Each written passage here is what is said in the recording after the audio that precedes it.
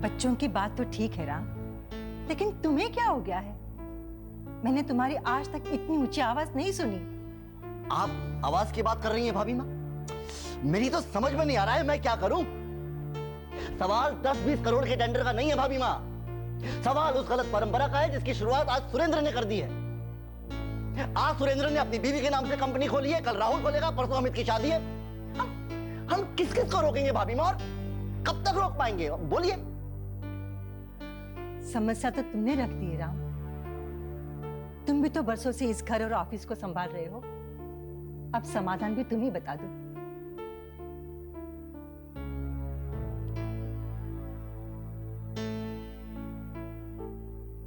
मुझे तो इस समस्या का एक ही समाधान नजर आ रहा है भाभी माँ। आप आने वाले कल को बचाने के लिए आज बिजनेस का बंटवारा कर दीजिए।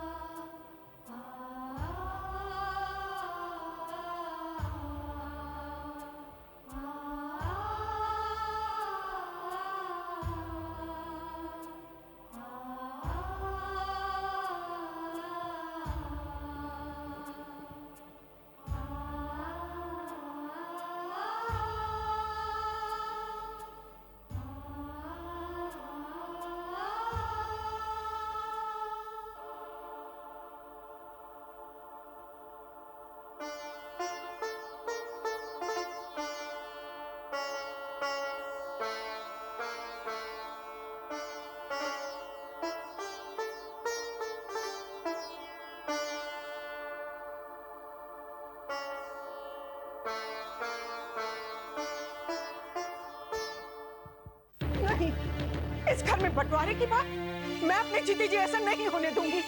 हे भगवान, इस घर में मुझे ये दिन भी देखने थे। आज बिजनेस का बंटवारा, कल घर का बंटवारा, परसों माँ बाप का बंटवारा।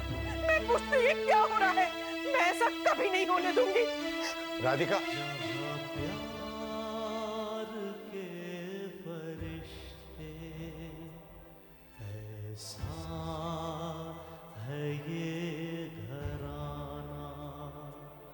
जिंदा दिलों के दम से भाभी माँ, तुम लोग?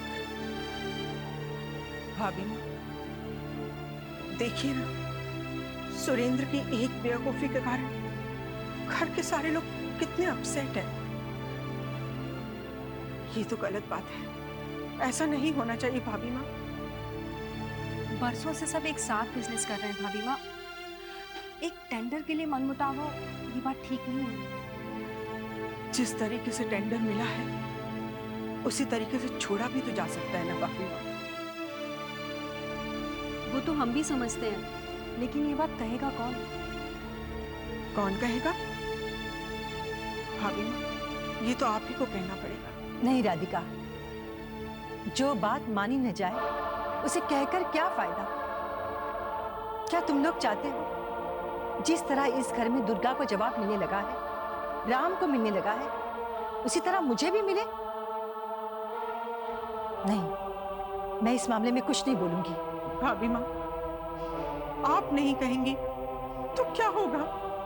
वही होगा जो हम सब चाहते हैं। लेकिन भाभी माँ, आप तो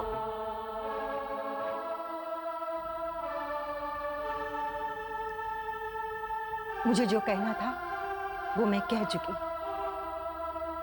अच्छा होगा जो तुम दोनों इस बात को समझ लो।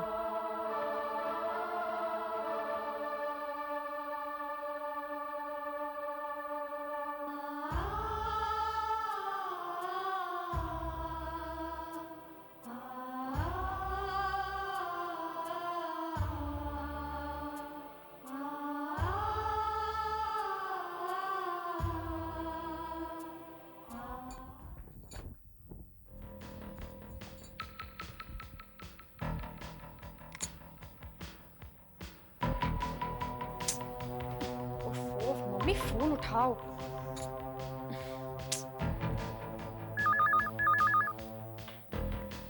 हेलो हेलो मामा, अरे कब से घंटी बज रही है और आप फोन क्यों नहीं उठा रही हैं? अब क्या करूं, मैं तो बाहर गार्डन में थी, पता नहीं ये लोग सब कहाँ मर गए। अब आते आते थोड़ी सी देर हो गई तो। अच्छा ठीक है, वो सब बातें बाद में करेंगे। मम्मा, मुझे आपको ना एक अच्छी खबर देनी है। अच्छी खबर? क्या? मम्मा, लगता है अब ये सबके पैर वैर छूना और हर बात पे परमिशन लेना, ये सब खत्म होने वाला है। अच्छा, वो कैसे? मम्मा, घर में ना बंटवारे की बात चल रही है। बंटवारे की बात? बंटवारे की बात? ये तो बहुत ही अच्छी बात है प्रांशु। कम से कम तुम अपनी जिंदगी अपनी मर्जी से तो जी सकोगी। अच्छा ये बताओ, ये बंटवारे की बात कर कौन रहा है? घर के सभी बड़े लोग कर रहे हैं। और भाभी माँ? मम्मा, वो अकेली क्या करेंगे?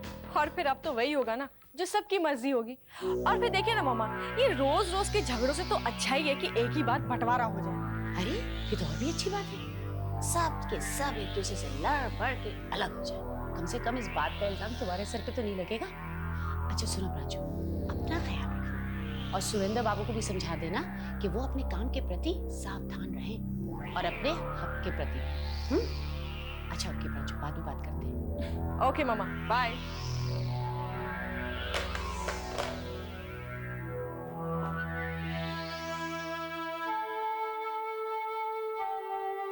सुमन बेटा,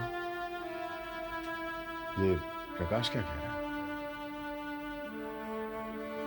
भैया ठीक ही कह रहे हैं पापा। मम्मी और प्रांजू की जो बात मैंने सुनी वही भैया से कही। बात चाहे जो भी हो जाए, मुझे नहीं लगता दुर्गा प्रसाद जी के घर में बंटवारा होगा। मन तो मेरा भी नहीं मानता भैया, भगवान करे ये बात झूठ हो। लेकिन भैया, आई एम वेरी वरीड।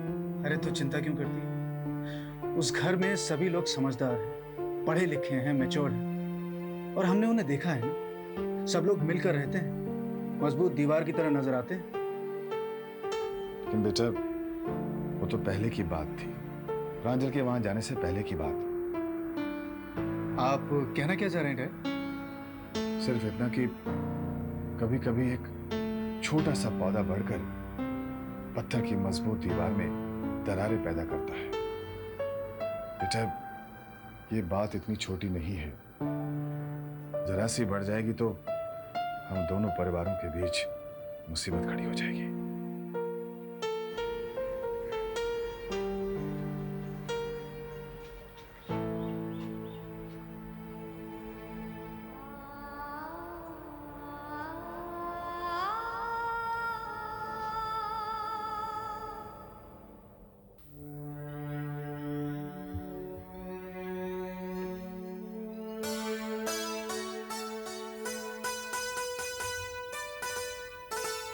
ये क्या हुआ? क्या सोच रहे हो? तुम्हारे पापा की याद है, कितना समझाते थे वो, कभी कभी डांटते भी। अगर आज उनका साया हमारे साथ होता तो शायद मेरे कदम बहकते नहीं। तुम कहाँ पुरानी बातें लेके बैठ गए? तुमने मुझे प्रॉमिस किया था कि बीते हुए कल की कोई बात नहीं करोगे। ओके, हम बीते हुए कल की बातें नहीं करेंगे, आने वाले कल की करेंगे। प्रिया, एक मामले में तुम और मैं एक जैसे हैं। कौन सा? दोनों को बहुत समय तक माँ बाप का प्यार नहीं मिला, लेकिन हम अपने बच्चे को बहुत सारा प्यार देंगे। तुम देखना, एक दिन वो अपने नाना की तरह बहुत बड़ा बिजनेसमैन बनेगा। नाना की तरह क्यों? पापा की तरह क्यों नहीं? अब मुझे कहाँ बिजनेस या पैसों में इंटरेस्ट है, और मैं नहीं चाहता मेरे बच्चे में मेरा कोई गुण या अवगुण है। तुम उसे अपनी तरह बना। बहुत लंबी प्लानिंग करके बैठे हुए हो। लेकिन जो तुम सोच रहे हो ना, उसमें भी बहुत वक्त है। वैसे फिलहाल वक्त खाने का हो गया है। आप उठेंगे खाना खाने के लिए? ये भी सही है। पहले खाना खाते हैं, फिर कॉफी, फिर लंबी ड्राइव। लेकिन ड्राइविंग मैं करूंगा। ठीक है, लेकिन अभी खाना खाएं? चलो चलो चलो चलो चलो। हेलो हेलो सुमन, मैं अमित बोल रहा हूँ। अमित, कैसे हैं आप? सुमन, मैं तुमसे मिलना चाहता हूँ। मिलना तो मैं भी चाहती हूँ। हो क्या रहा है हमारे घर में, ये कुछ समझ में नहीं आ रहा है। बताओ तो सही क्या हुआ। ये सब बातें हम फोन पर नहीं कर सकते, कहीं मिलकर बातें करते हैं। ठीक। Okay bye.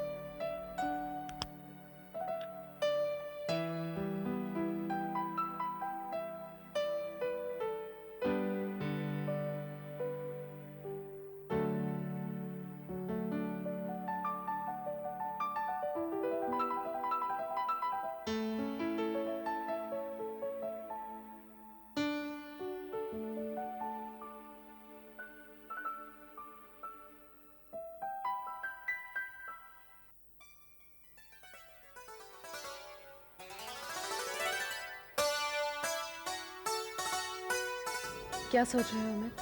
शायद तुम ठीक कह रही हो सुमन, ये एक तूफान ही तो है, लेकिन पता नहीं ये तूफान हमारे घर में कैसे आ गया। इसी बात का तो अफसोस मुझे भी है। इतने अच्छे लोग, इतनी अच्छी अंडरस्टैंडिंग, ये सब क्यों हो रहा है, कैसे हो रहा है? सुमन, कोई भी तूफान किसी के घर में अचानक नहीं आ जाता। पहले शोरगुल होता है, फिर तेज हवाएं चलती हैं। शायद हम इस शोरगुल और तेज हवाओं को ठीक से रोक नहीं पाए। अमित, क्या घर के हालात इतने खराब हो गए हैं? हालात ठीक नहीं है सुमन, लेकिन इतने भी खराब नहीं है कि वापस ठीक ना हो पाए। सुमन, मेरा दिल कहता है कि ये हालात जल्द से जल्द ठीक हो जाएंगे। प्रकाश भैया भी यही कहते हैं, और मेरी भी यही इच्छा है कि जल्द से जल्द सारी गलतफहमियां दूर हो जाएं।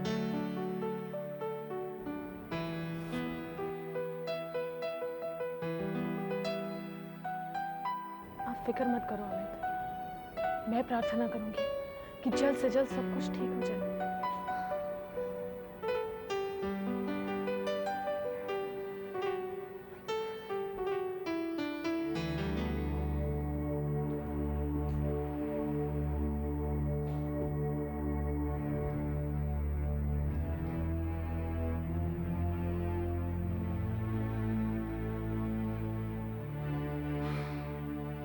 भैया,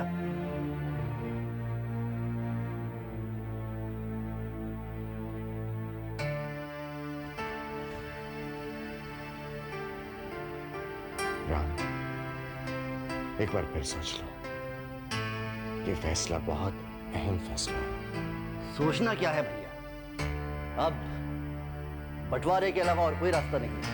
लेकिन राम, एक बार फिर से हम लोग कोशिश तो कर सकते हैं ना। प्रांजल के आने के बाद से कोशिशें ही तो कर रहे हैं भाई साहब। जब सब अपनी मर्जी के मालिक हो गए हैं, तो साथ साथ बिजनेस करने से क्या फायदा? लक्ष्मी, कम से कम अमित की शादी तक तो रुक जाना चाहिए। जब सुमन आएगी तो वो क्या सोचेगी? आपको उसकी चिंता है दीदी, जो यहाँ आने वाली है। जो लोग यहाँ हैं उनकी कोई चिंता नहीं। और फिर अभी ये भी कहा है कि अमित की दुल्हन बनकर सुमन ही इस घर में आएगी। ये क्या कह रही है देवर जी? लक्ष्मी होश में नहीं है। अमित और सुमन की सगाई हो चुकी है। सगाइयां होती हैं तो टूटती भी हैं भाभी। टूटती होंगी देवर जी। आप लोग सिर्फ अपने बारे में सोच रहे हो। जरा अमित के बारे में सोचिए। उसने खुद सुमन को पसंद किया है। वो सुमन से कई बार मिल चुका है। वो सुमन को बहुत प्यार करता है देवर जी। बच्चे कोई गलती करें तो कोई जरूरी तो नहीं दीदी कि माँ बाप भी उसे दोहराए। हम अमित को समझा लेंगे। अमित और सुमन समझाने के हद से बहुत आगे बढ़ चुके हैं। आप लोग अमित और सुमन की जगह जरा अपने को रखकर सोचो। सोच लिया दीदी, सोच लिया। और आप बंटवारे के बारे में सोचिए। रही अमित की बात, उसे हम समझा लेंगे। अमित हमारा बेटा है। चलिए जी।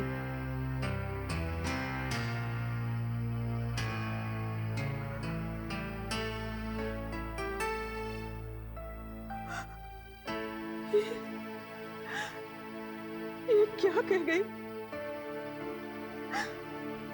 अमित उसका बेटा है। आज तक मैंने उसे पाला, मैंने उसे प्यार किया, और अब वो उसका बेटा हो गया। अब आप भी बताइए, क्या मेरा उस पर कोई अधिकार नहीं?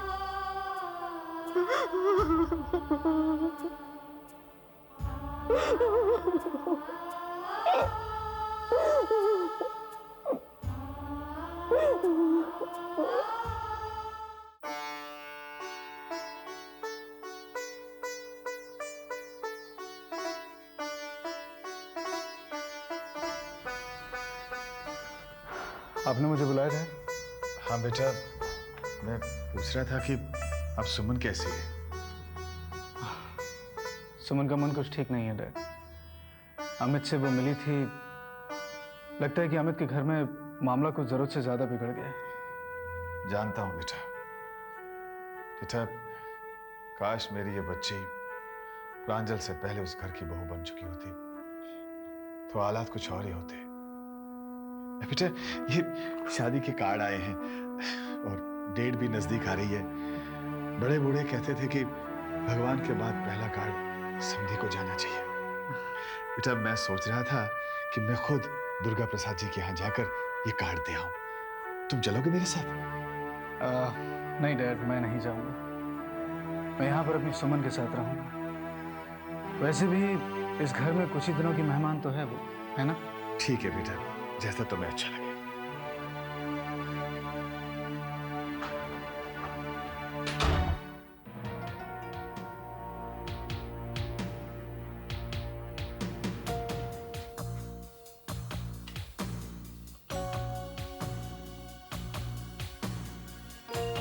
हेलो। अरे मैं बोल रही हूँ।